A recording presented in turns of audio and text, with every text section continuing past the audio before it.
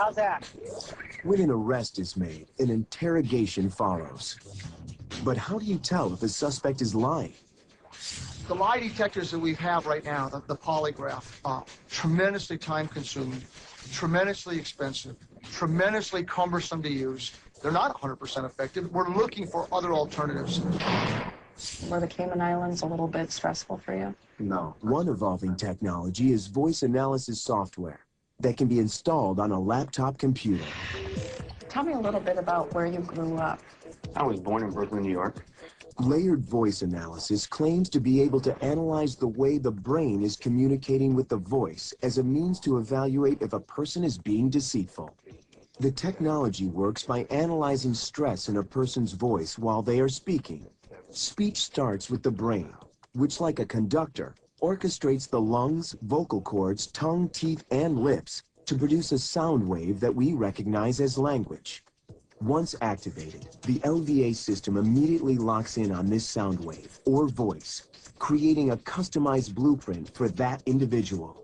According to voice analysis technologies, brainwave activity like deceptiveness shows up as tiny involuntary changes in the speech sound wave.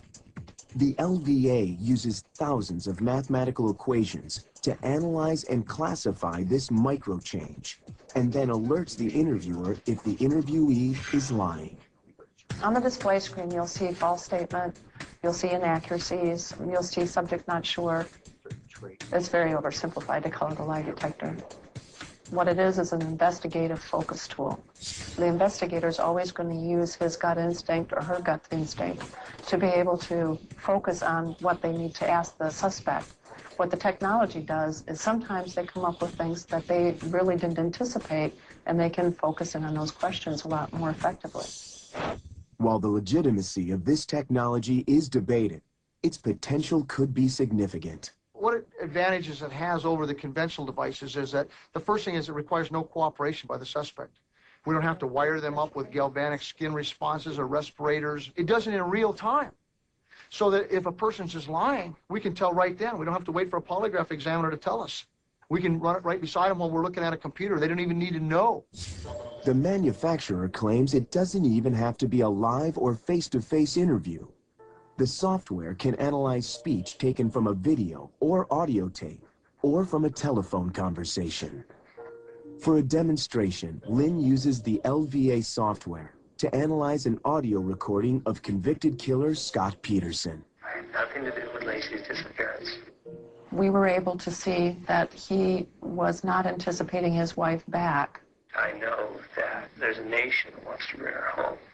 It's really sad. He didn't have an emotional attachment to what he was talking about. It was a false statement. To this technology work, Dave undergoes questioning by Lynn. Go ahead and describe the room.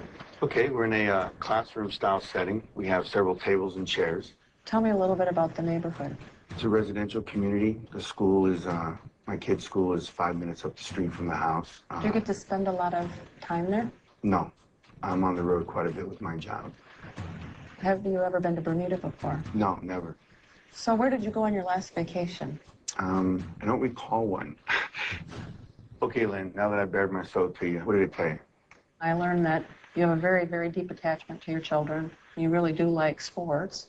Overall, on the screen, your global honesty rate, you were not a deceptive person. Your honesty rate was 100%.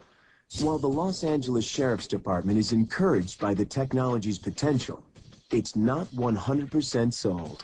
Some of the other promising technologies like voice stress analysis, it just never proved out.